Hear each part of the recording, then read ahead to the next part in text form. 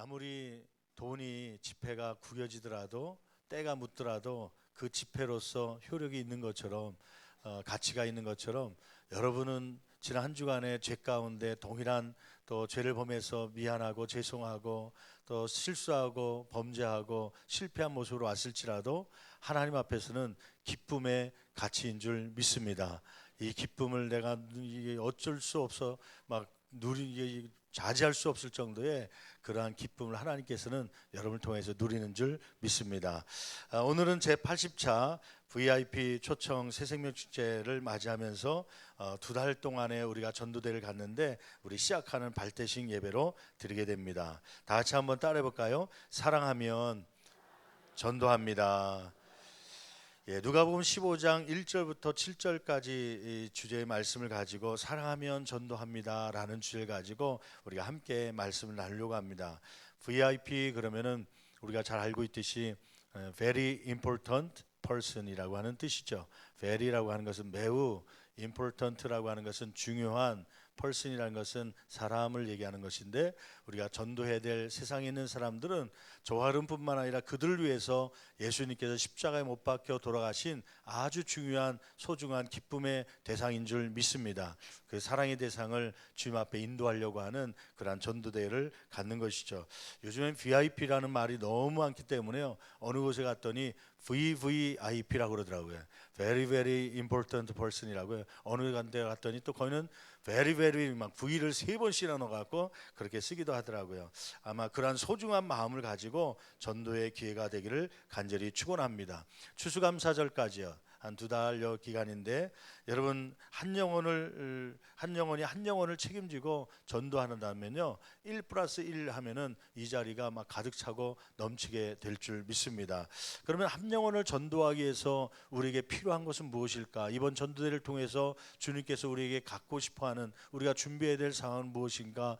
말씀하신 내용을 우리가 함께 살펴보며 은혜 받기를 원합니다. 먼저 첫째 본문을 통하여 우리에게 이러한 것이 필요하다고 말씀하신 내용 뭐냐면 동정의 마음입니다. 여러분 전도하기 위해서는 먼저 저와 여러분들이 상대방의 고통을 같이 느끼고 또 그들을 위해서 마음을 아파할 수 있는 동정의 마음이 저와 여러분 가운데 필요한 줄 믿습니다. 1절 2절 말씀 보니까 이렇게 기록하고 있죠. 먼저 1절 말씀, 오늘 배경에 대한 말씀인데 같이 봉독합니다. 모든 세리와 죄인들이 말씀을 들으러 가까이 나오니. 잠깐만 1절 말씀 보니까 누가 예수님께 나왔는가? 거기 보니까 누가 나왔다는 거예요? 모든 세리와 죄인들이라고 그랬어요. 여러분 그 당시에 로마가 이스라엘을 장악하고 있었던 그를 압제하고 있었던 그러한 시대에 세리는 어떤 사람이었냐면 물론 이스라엘 유대인 민족이었습니다. 근데 이 사람들은 대체적으로 친로마파, 우리 옛날식으로 얘기하면 일본 제국에 이렇게 빌붙어서 좀 뭔가 먹을 것이 없을까 그렇게 생각했던 친일파 그런 것처럼요 친로마파가 돼갖고 이 어떻게 하면 좀 살아남을 수 있을까 생각했던 사람들이죠. 그래서 그런 사람들을 뽑아갖고 세리로 세웠습니다. 이스라엘 민족의 또 옆집에 수저 밥그릇이 몇 개인지 잘 알고 있는 이 유대 민족 가운데 한 명을 세우고 또 그에게 세리라는 임명을 줘갖고 기본급은 주지만 네가 나머지는 세금을 어떻게 걷든 로마에서 정한 그 금액만 들어오면 되고 나머지는 네가 알아서 해라. 그러니 로마에서 정한 세금만이 아니라 자기가 원하는 금액만큼 책정을 해갖고 세금을 매겨서 그 금액을 자기가 착복하는 거예요. 그러니까 이스라엘 같은 유대 민족 입장에서 보면 완전히 나라를 팔아먹는 사람들이고 완전히 도둑놈이죠. 죄인 중에 저런 도둑놈이 없다고, 죄인이 없다고 얘기할 정도 세리들을 싫어했던 것입니다. 그리고 거기 보니까 세리들과 죄인들이 왔다고 그랬잖아요. 그 죄인이라고 불렸던 사람들은 대체적으로 그 당시에 창기들, 창녀들을 얘기합니다. 몸을 팔아서 먹고 살았던 그러한 사람들, 율법과 전혀 상관없이 지내는 사람들, 이 사람들을 바리새인과 서기관들은 죄인으로 취급하고 경멸해야 될, 기피해야 될 대상으로 생각해서 전혀 이러한 사람들하고는 절대 식사를 같이 하지 않는 그런 풍습을 갖고 있었죠. 그런데 그들이 예수님께 나왔다고 하는 사실입니다. 여러분 그런데 한번 질문해 볼게요. 대답해 보세요. 이들은 모든 세리와 죄인들은 예수님께 왜 나왔습니까? 제가 질문하잖아요. 그럼 대답해야 되잖아요. 왜 나온 거예요? 거기에 1절에 그들이 어떤 기적을 보기 위해서 나온 거예요? 아니면 어떤 복을 받기 위해서 나온 거예요? 무엇 때문에 나왔냐면 1절 말씀 보니까 다시 한번 읽어볼까요? 모든 세리와 죄인들이 무엇을 들으러? 말씀을 들으러. 한번 거기 한번 동그라미 쳐줄래요? 나는 우리 교회 성도들이 제가 이러한 모습으로 주님께 나왔으면 좋겠다, 그런 생각을 가져요. 여러분, 아마 이 가운데는 어쩔 수 없이 나온 분들도 있을 거예요. 안 나오면 부모가 뭐라고 그러니까, 엄마 아빠가 뭐라고 혼내니까, 그래서 집사 권사님들도 없지 않아 있더라고요. 학생들 교육관에서 지금 이 밑에서 아이들이 교육받는데, 이 아이들 가운데는 부모의 억지로 끌려오는 아이들이 없지 않아 있습니다. 조금 그보다 수준이 높은 사람은 나오긴 나왔는데, 자원에서 나왔지만 무엇 때문에 나오냐면 복받기 위해서요. 어떤 기적을 바라고요. 오병이의 역사처럼 그러한 기적이 나에게 있기를 바라고 기적을 보기 위해서 나오신 분들도 없지 않아 있습니다. 그런데요, 오늘 말씀해 보니까 이 세리와 죄인들은 어떤 수준의 사람이냐면, 기적을 보러 온 무리들이 아니라요, 하나님의 말씀, 예수님께서 전해주신 하나님 나라에 대한 이야기를 듣기 위해서요, 어떻게 하면 하나님을 닮을 수 있는지 그 말씀 좀 우리에게 전해 주십시오 하고 그 말씀을 들으러 나온 무리였습니다. 아니요, 무리가 아니라 이것을 뭐라고 부르냐면 제자라고 부릅니다. 마태복음 5장 말씀에 보면 기적을 보러 온 사람들이 있어요. 이 사람들은 무리라고 칭합니다.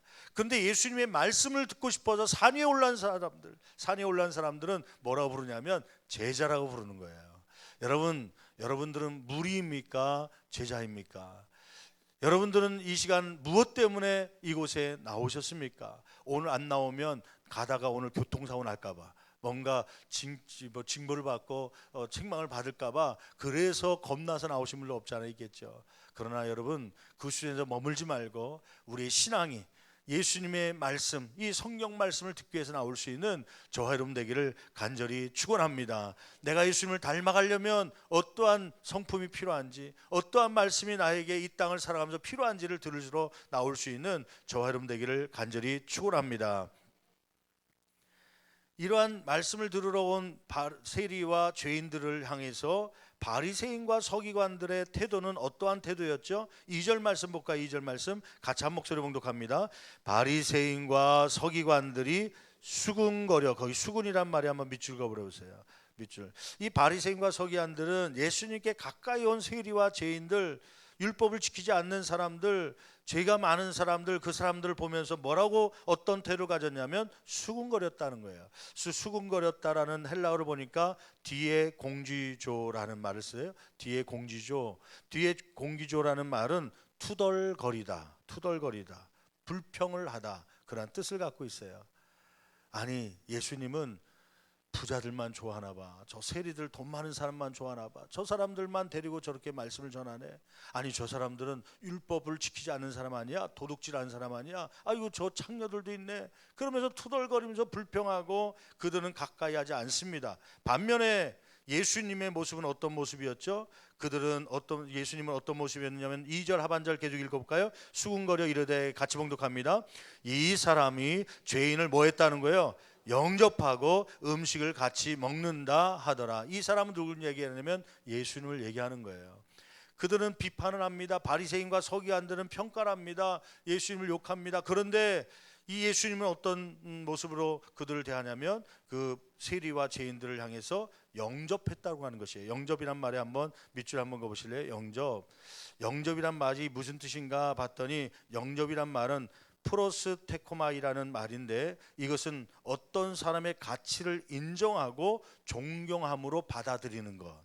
그래서 그 사람의 가치를 인정하고 존경함으로 그를 받아들이는 것이, 그게 바로 영접이란 말이에요.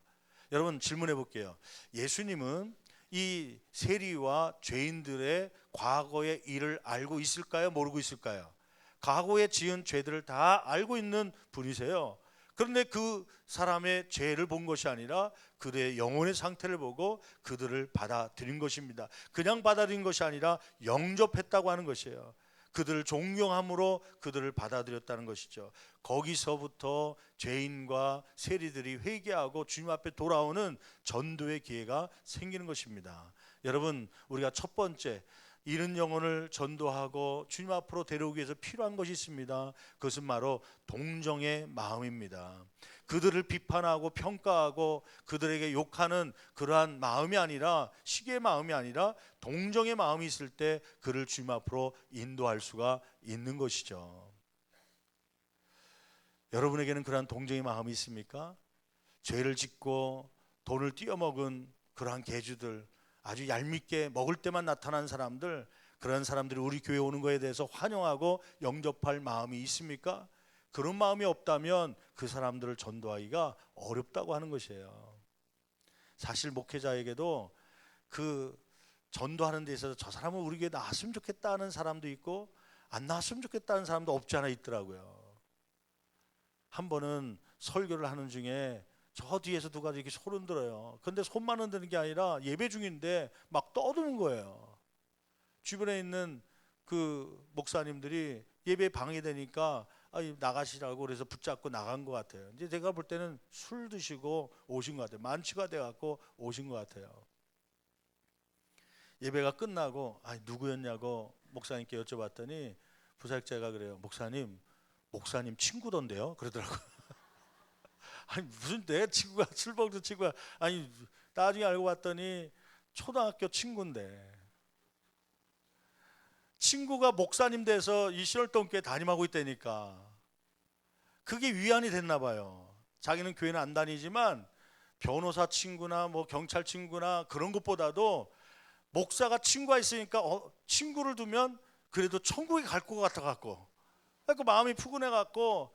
안 그래도 얼마 전에 전화 왔었거든요. 그 전에 술 먹고 그때도 전화 왔더라고요. 근데 이런 사람 아십니까? 해갖고 전화가 이제 당회장실로 왔어요. 알긴 아는데 한번 받아보고 통화해 보니까 그 친구예요. 술을 잔뜩 드셨는지 야 신원아 그러면서 막, 그러면서 갑자기 저보고 그래요. 너 진짜 목사인 거 맞냐고. 목사 됐다고 그랬더니 그러면 사도신경 좀 외워보라고 그러더라고요. 목사한테. 아마 이게 목사 가운데 크리스찬 가운데 주변을 보니까 교회 다닌다 그러면서도 사도신경 주기도문도 제대로 못 외운 사람이 있어서 아마 확인해 보자고 그런 것 같아요. 그래서 내가 또 순진해 갖고 외워줬죠. 사도신경을 다 외웠더니, 다 듣고 나더니 진짜 목사 맞나 보네 그러더라고요. 그러더니 그 주간에 온 거예요. 그냥 왔으면 좋겠는데 술을 잔뜩 먹고 좋아갖고 손 든 거예요. 나 여기 왔다 손 드는 거예요. 끝나고 무슨 생각이 들면 순간적으로 다시는 안 왔으면 좋겠다. 우리 성도들, 장로님들, 권사님들인데 술 먹고 이렇게 오면 이 무슨 창피인가. 근데 여러분 그게 하나님 마음이겠습니까? 아니죠. 더 와야죠. 술 먹고라도 와야죠. 그러다가 보면 또 술 안 먹고 오는 날도 있겠고, 그러다 보면 예수 만나기도 하고 구원받는 날이 올 줄 믿습니다. 무슨 얘기하려고 그러냐면 목사인 저도 교회 나왔으면 좋은 사람이 있고 안 나왔으면 좋겠다는 사람이 없잖아 있더라고요. 아마 여러분들도 그러한 마음이 있기 때문에 아마 도덕적으로 나는 깨끗하다고 생각했던 사람들일수록 더욱 전도하기가 힘듭니다. 왜냐하면 저런 사람들은 우리 교회 다닐 수 없어, 우리 공동체에 들어올 수 없어, 그런 잣대, 담을 쌓기 때문에요 더 이상 들어오지 못하는 거죠. 근데 예수님의 마음은 이 바리새인과 서기관들처럼 그러한 마음이 아니라 동정의 마음을 가진 거예요. 분명 이들이 그렇게 하는 일들도 그렇게 마음을 술 먹고 올지라도 뭔가 이유가 있겠다.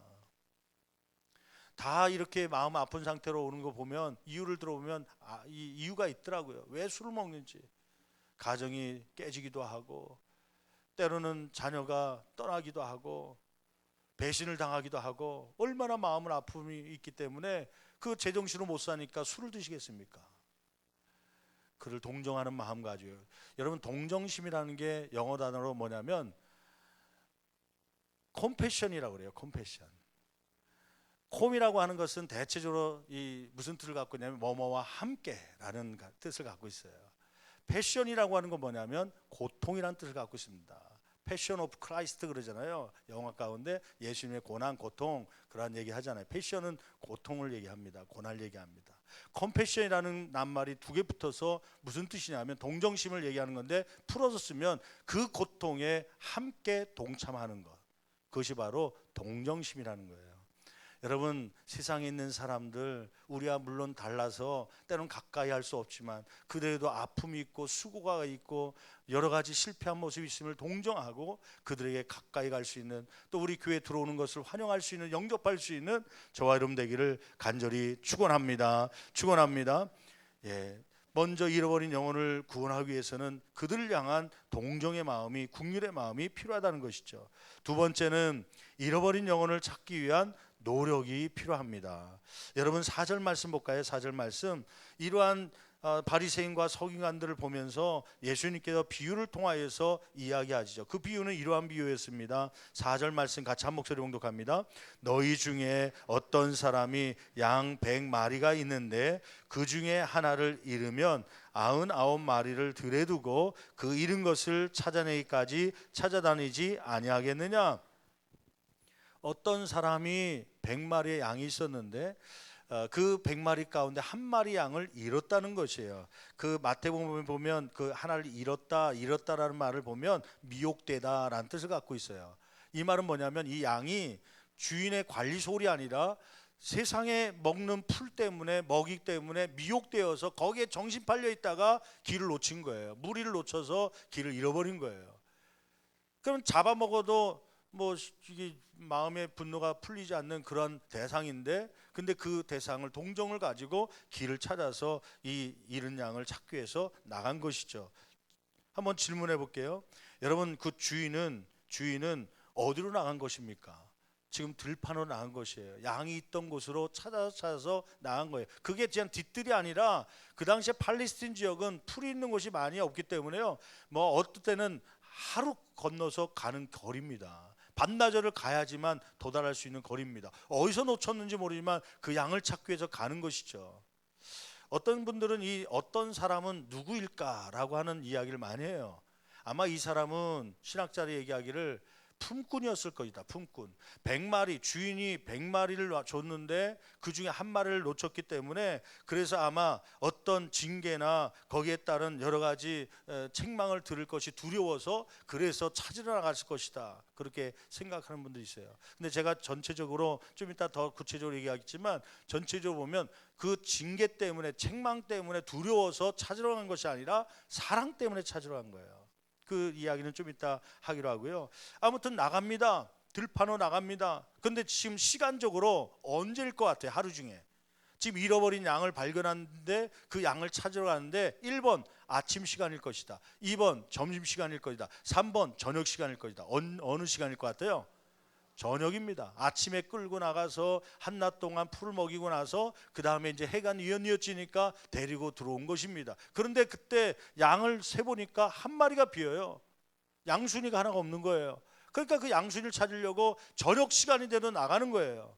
여러분, 그 시간이면 양만 위험할 것이 아니라 이 사람 주인까지도 위험할, 목자까지도 위험할 순간입니다. 그럼에도 불구하고 그 양을 찾기 위해서 찾아다니는 것이죠.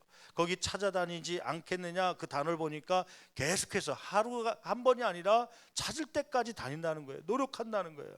오늘 못 찾으면 다음 날도 찾고, 다음 날 못 찾으면 또 다른 날 찾으면서 찾기까지 찾는다는 것이죠. 이러한 노력이 저와 여러분 가운데 있기를 간절히 축원합니다. 어떤 분이 그런 책을 쓰셨어요. 전도 한 영혼을 구원하기 위해서는 평균 1000번의 기도가 필요하다. 여러분, 태신자 카드를 지난 주간에 대신방을 하면서 제출하신 분들이 있고, 또 구역장님께 평상시에 드린 분들이 있고 그럴 텐데, 아직 드리지 못한 분들은 한번 그 명단을 좀 기도하는 마음으로 적어보십시오. 그것까지 시작 안 하면 전도하기가 어렵습니다. 순종하는 마음으로 한번 적으시고 그 영혼을 위해서 기도하십시오. 태신자 카드를 보면 2장으로 돼 있어요. 한 면은 교회 제출하는 면, 한 면은 똑같이 쓰지만 내가 보관하는 것. 그래서 반을 찢어서 교회 제출해서, 여러분 들어오다 보면 저 현관 입구에 아마 태신자 명단 주신 것들 거기에 이름이 적혀 있을 거예요. 여러분 그 앞을 지나면서 그냥 지나지 마시고, 하나님 저 3명 내가 적어냈는데 누구 하나님 요번에 그 중에 한 명이라도 전도할 수 있는 또 감동을 주시고 능력을 우리에게 허락하여 주시옵소서. 열매 맺게 해달라고 기도하시길 바랍니다. 새벽마다 기도하고 식사 때마다 그 명단을, 성경책 볼 때마다 그 명단을 보면서 기도하십시오. 1000번, 한 영혼을 위해서 1000번 기도하면요, 그 영혼이 안 돌아온 영혼이 없다는 거예요. 왜 돌아오지 않습니까? 그를 위해서 기도하는 노력이 없기 때문에, 간절함이 없기 때문입니다. 셋째로, 마지막으로 잃어버린 영혼을 찾아내기까지 포기하지 않는 인내가 있어야 합니다. 여러분 4절 하반절 말씀 보니까 그 목자가 잃은 양을 찾기 위해서 언제까지요? 찾아내기까지 포기하지 않았다고 하는 것이죠. 인내를 이야기하는 것입니다. 참 전도하다 보면 쉽지 않습니다.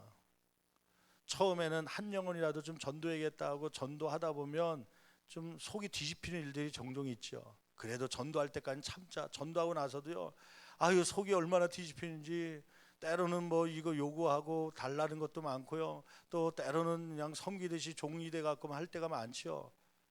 어느 때는요 화가 나갖고 아이 나 포기하겠다 그렇게 생각할 때가 있습니다. 여러분 포기하지 마십시오. 인내를 가지십시오. 여러분이 분노를 내는 순간, 여러분들이 포기하는 순간 그 영혼은 하나님 품에서 떠나게 되는 것입니다. 여러분 끝까지 인내할 수 있는 저와 여러분 되기를 간절히 축원합니다.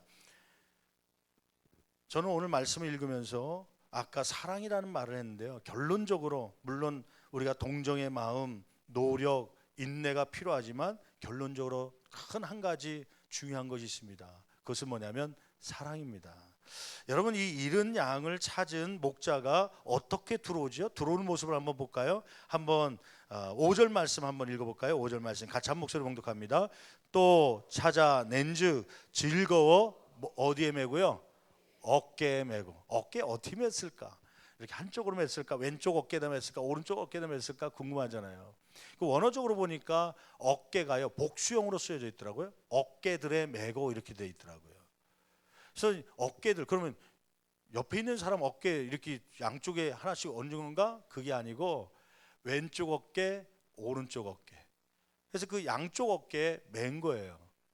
그래서 그 여러분 포스터 보면 이쪽에 포스터 보면 그 예수님이 잃은 양을 목에 얹고서 오는 장면이 보이잖아요. 저를 보지 말고 이쪽에 화면에 보면 거기에 이렇게 목에, 그게 성경적인 표현인 것 같아요. 앞쪽 다리는 오른쪽에, 또 뒤쪽 다리는 이쪽에서 안고 오는 거예요. 무게 얼마나 무거웠을 것 같아요? 그거 쉽지 않았을 겁니다. 지금 몇백 미터 1km만 와도 그거 무거워 갖고요 지치고 그러는데요. 근데 질문, 왜 그 주인은 양을 끌고 오지 않고 어깨에 메고 왔을까요? 왜 그랬을 것 같아요? 첫째는 냇가도 건너야 되고 또 비탈길도 오는데 이거 몰고 오다 보면 시간이 많이 걸리니까 최고의 운송수단으로는 어깨에다 메고 오는 게 가장 편하기 때문에. 그러고 보면 이 양을 찾기 위해서 이 목자는 마차를 타고 갔나요? 낙타나 말을 타고 갔나요? 아니요, 걸어간 거예요. 그러니 그 양을 어깨에다 메고 오는 것이죠.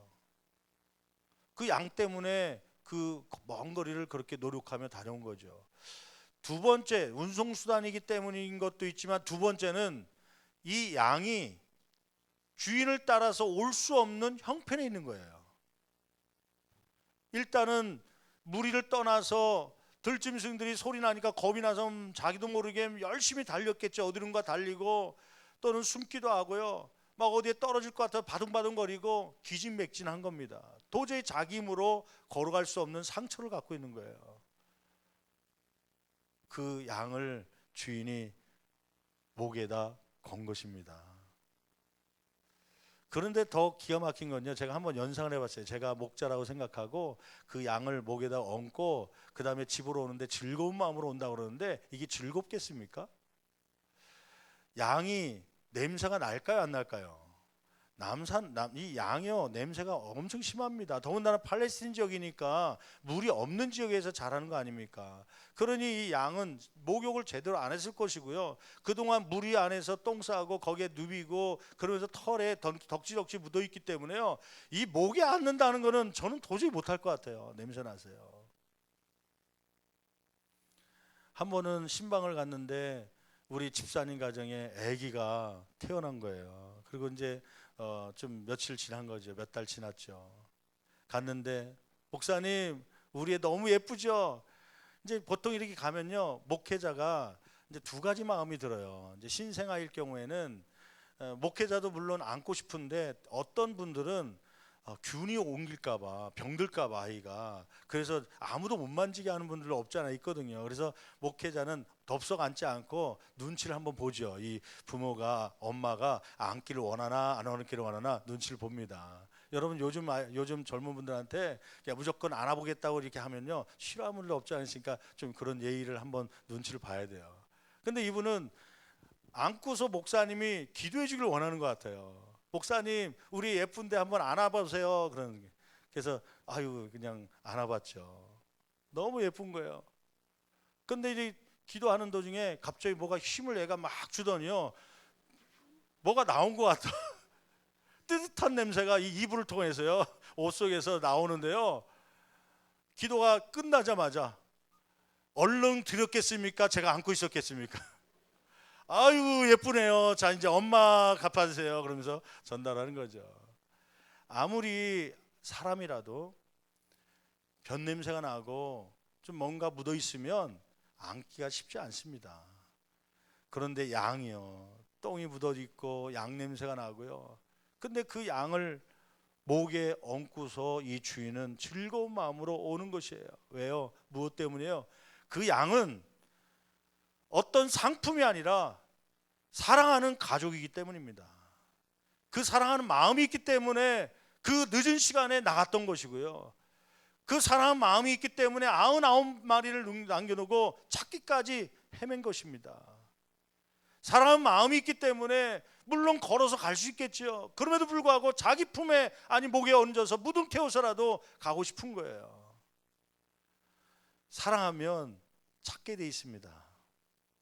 진짜 그 영혼을 사랑하면 전도합니다. 왜 전도를 못합니까? 물어보면 이유가 있죠. 아직 그 영혼을 사랑하지 못하기 때문이에요. 저는 남편 사랑하는데요. 육체적인 사랑이지 영혼을 사랑하는 마음이 아니기 때문에 그래요. 영혼을 사랑한다면 그 영혼이 지옥 가는 것을 방치하지 못하겠죠.